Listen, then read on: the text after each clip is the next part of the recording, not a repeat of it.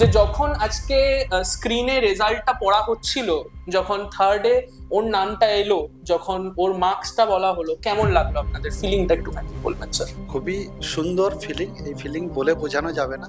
In fact আনন্দের সঙ্গে সঙ্গে চোখে জল, যে ওর এই পরিশ্রম, সেই পরিশ্রমটা আজকে কোথাও যেন একটা সার্থক রূপ পেয়েছে।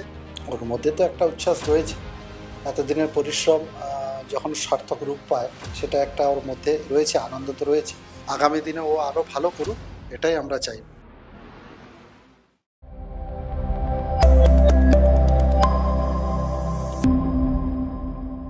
হ্যালো এভরিওয়ান, আমি দেবমাল্য শ্রীমানি আবার এসে গেছি তোমাদের সবার সাথে। আর সবাই আমরা জানি মাধ্যমিক 2026-এর রেজাল্ট বেরিয়েছে এবং দুজন খুব স্পেশাল ব্যক্তিকে, দুজন খুব স্পেশাল গার্ডিয়ানকে আমরা পেয়ে গেছি আমাদের পাথফাইন্ডার স্টুডিওয়ে।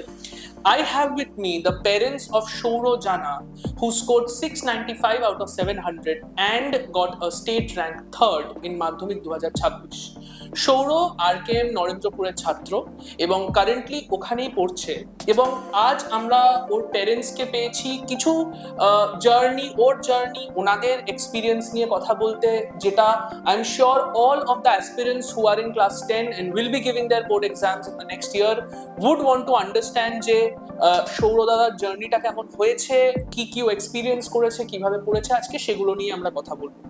প্রথমে আমি সৌরর মাকে জিজ্ঞেস করবো যে যখন, ইনফ্যাক্ট দুজনকেই জানতে চাইবো যে যখন আজকে স্ক্রিনে রেজাল্টটা পড়া হচ্ছিল, যখন থার্ডে ওর নামটা এলো, যখন ওর মার্কসটা বলা হলো, কেমন লাগলো আপনাদের? ফিলিংটা একটু বলবেন স্যার? প্রথমত আমি নরেন্দ্রপুর রামকৃষ্ণ মিশনের সকল শিক্ষক যারা রয়েছেন, মহারাজ রয়েছেন এবং স্বামীজি রামকৃষ্ণ পরমাংশদেব এবং সারদা দেবী, ওনাদেরকে প্রণাম জানিয়ে এটুকুই বলি, খুবই সুন্দর ফিলিং। এই ফিলিং বলে বোঝানো যাবে না। ইনফ্যাক্ট আনন্দের সঙ্গে সঙ্গে চোখে জল, যে ওর এই পরিশ্রম, সেই পরিশ্রমটা আজকে কোথাও যেন একটা সার্থক রূপ পেয়েছে। আগামী দিনে ও আরও ভালো করুক, এটাই আমরা চাই। না, ঠাকুরমা স্বামীজিকে অসংখ্য ধন্যবাদ, সাথে মহারাজ, নরেন্দ্রপুর রামকৃষ্ণ মিশনের সমস্ত শিক্ষক, ওখানকার যে হাউস মাস্টার মশাইরা থাকেন এবং আমাদের গৃহশিক্ষক, সবারই প্রচেষ্টা এবং সবচেয়ে বড় কথা ছেলের যে একটা ঐকান্তিক চেষ্টা ছিল, ও যে পরিশ্রম করেছিল, তার সফলতা আজকে পেয়েছে। আমরা ভীষণ খুশি। আশা করেছিলাম 10-এর মধ্যে থাকবে, তো তৃতীয় স্থান অধিকার করেছে। আমরা দারুণ খুশি। সেই খুশি আমাদের প্রথমে যখন দেখতে পেলাম, চোখের জলের মাধ্যমে সেই খুশিটা প্রকাশ পেল। যে আনন্দেও যে চোখের জল বেরোয়, এটা আনন্দাশ্রু হয়েই বেরিয়েছিল। আমি আর একটা জিনিস আপনাদের থেকে জানতে চাইবো যে রেজাল্ট বেরোনোর পর তো আমরা সবাই সেলিব্রেট করছি, আপনারা সেলিব্রেট করছেন, কিন্তু রেজাল্টের পেছনে যে খাটনিটা, ওর যে পরিশ্রমটা, ওর যে ডেডিকেশনটা একটু বলবেন? কারণ যেটা আমি শুরুতেও বললাম যে আজকে ও অনেকের কাছে ইন্সপিরেশন, ওকে দেখে অনেকেই টপ 5 টপ 10-এ থাকার স্বপ্ন দেখছে। ওর জার্নিটা কেমন ছিল? এবং এই প্রশ্নের সেকেন্ড পার্ট থাকবে যে ওর কেমন লাগছে, ওর এটা উচ্ছ্বাসটা কত?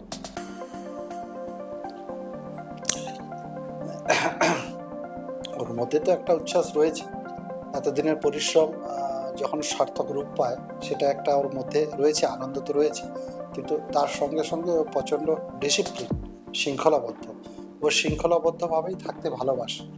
বেসিক্যালি ওদের তো পড়ার সময়টা 2 ঘন্টা 4 ঘন্টা, আর রাত্রে 1.5 ঘন্টা, এই 5.5 ঘন্টার ওদের পড়ার টাইম। বাকি আমি মনে করি ও যে ধরনের মানুষ হয়ে তৈরি হচ্ছে বা শিখছে, শৃঙ্খলাবদ্ধ জীবনযাপন করছে, সেখানে কিন্তু ওনাদের যে প্রার্থনা, সকালবেলায় প্রার্থনা, তারপরেই ওদের মেডিটেশন, তারপরেই রয়েছে ওদের ওইখানে যে রুটিন ওয়াইজ যে পড়াশোনা, তারপরে স্কুল চলে এলো, স্কুল থেকে গিয়ে আবার বিকালে খেলতে চলে গেল। খেলতে প্রচণ্ড ভালোবাসে, ক্রিকেট খুব ভালো প্রিয়, ভালো খেলে এবং খেলতেও ভালোবাসে। প্রত্যেক দিন পড়ার পর অন্তত ওই বিকেলে 1 ঘন্টা ওর খেলতে যাওয়াটা খুবই দরকারি। হয়তো আমার কাছ থেকেই পেয়েছি, জানি না, কারণ আমি এই বয়সেও আমি খেলার মাঠে প্রতিদিন, আমি মেদিনীপুরে থাকলেই 1 ঘন্টা 1.5 ঘন্টা আমি প্রতিদিন সকালে মাঠে যাবই। এটা এই সামনাসামনি সময়ে একটু ডিস্টার্ব হয়েছে, যেতে পারিনি, কিন্তু আমার এই 44-45 বছর বয়সে আমি কিন্তু প্রতিনিয়ত প্রত্যেক দিন আমার ওই মাঠে যাব। ওই যে ডিসিপ্লিন, আমার যেটা মনে হয়, একটা ছেলে বা একটা মেয়ে যদি মাঠে 1 ঘন্টা 1.5 ঘন্টা কাটাতে পারে, বাকি 23 ঘন্টা কিন্তু ও সুন্দরভাবে কাটবে। কারণ সেখানে তার এনার্জিটা গ্রো হবে আর হ্যাঁ, একটা মানসিক দিক থেকে, শারীরিক দিক থেকে, সব দিক থেকে। আর একটা আমরা সবাই জানি, শরীরে যখন আমরা দৌড়াই রক্ত কিন্তু চলাচল দ্রুত হয়।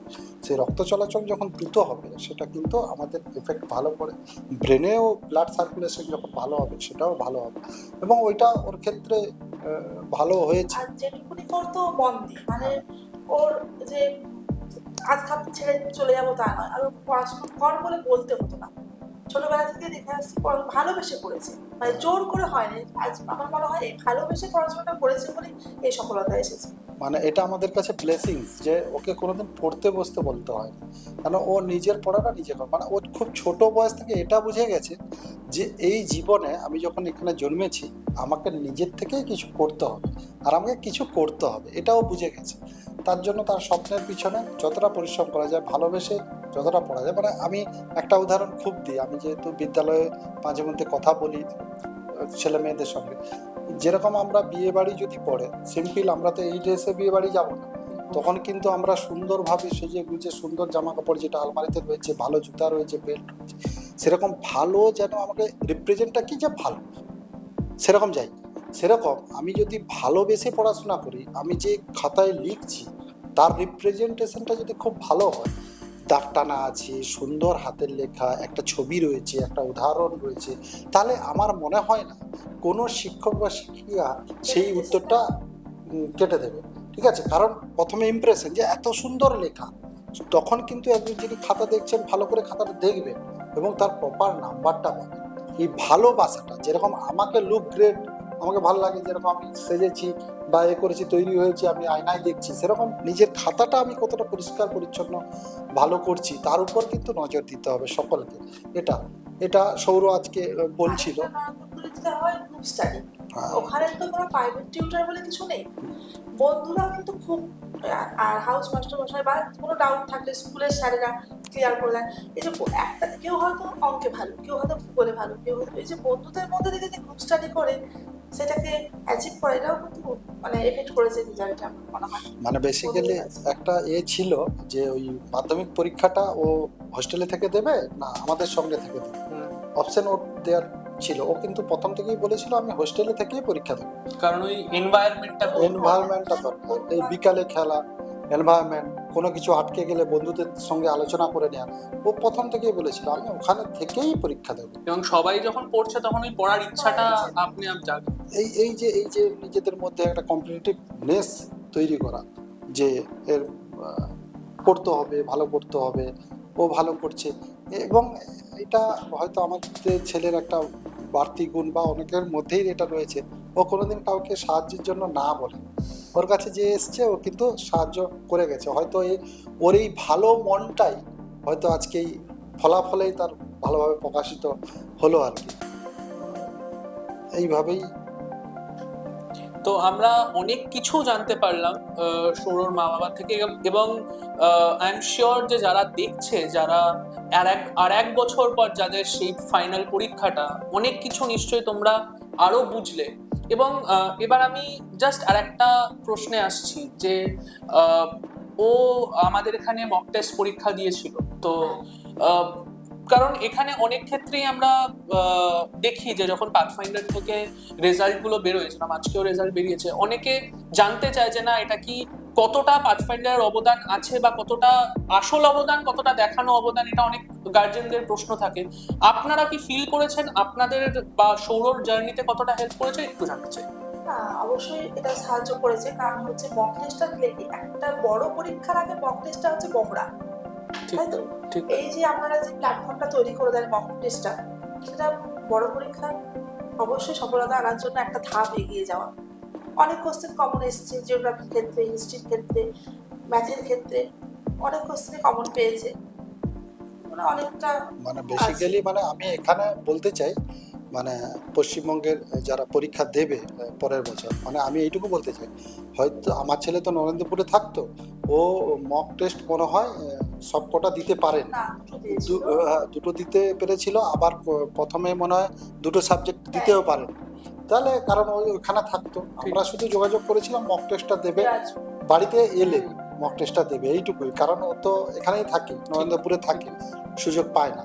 তো আমি অন্যান্য সকল ছেলেদেরকে বলবো, তোমাদের বাড়ির কাছাকাছি যে সংস্থা রয়েছে, যে কোনো সংস্থা, তোমার পাথফাইন্ডার থাকুক বা অন্যান্য যে কোনো সংস্থা থাকুক, বা এবিটিএ টেস্ট পেপারই থাকুক না কেন, ডাব্লিউবিটিএ টেস্ট পেপারে থাকুক না, তোমাকে পরীক্ষাটা দিতে হবে।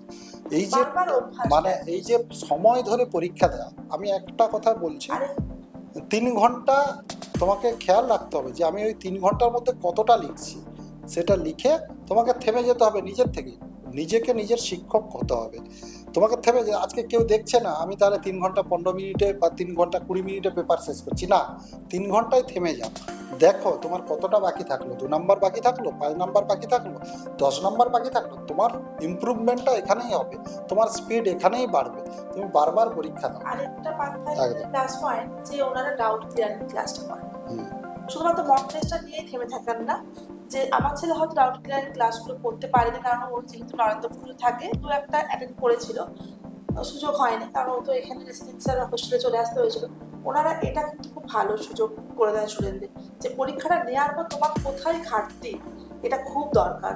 অবশ্যই। কারণ পরীক্ষাটা সে দিল, সে কি লিখলো কিনা আমার কোনো পরের প্রশ্ন, কোথায় সে কম পেলো, কেন কম পেলো, পরবর্তীকালে সে কিভাবে ইমপ্রুভ করবে, এটা পাথফাইন্ডারের প্ল্যাটফর্মটা অবভিয়াসলি সাহায্য করেছে, মানে সব বাচ্চাদের ক্ষেত্রে সাহায্য করবে না আমি মনে করি। Thank you so much sir, thank you so much ma'am. আমরা অনেক কিছু শুনলাম, জানলাম সৌরর মা বাবার থেকে, ওর এক্সপিরিয়েন্স, ওনাদের এক্সপিরিয়েন্স, এবং আই এম শিওর তোমরা অনেকে অনেক কিছু আরো জানতে চাও, কিন্তু আজকে ওনাদের অনেকটা দূর ট্রাভেল করে যেতে হবে মিদনাপুরে, তাই ওনাদের আর আটকাবো না। If you like it, please like, comment, share this episode. আর তোমাদের যদি কোনো প্রশ্ন আরো থাকে সেটা আমাদের কমেন্ট সেকশনে জানিও। আমরা অবশ্যই চেষ্টা করব যে যদি আমরা ওনাদেরকে আর একদিন মিদনাপুর থেকেই পাই, তাহলে হয়তো ওই প্রশ্নগুলোর উত্তরও আমরা ওনাদের রিকোয়েস্ট করব দেওয়ার জন্য। Thank you so much, thank you. নমস্কার।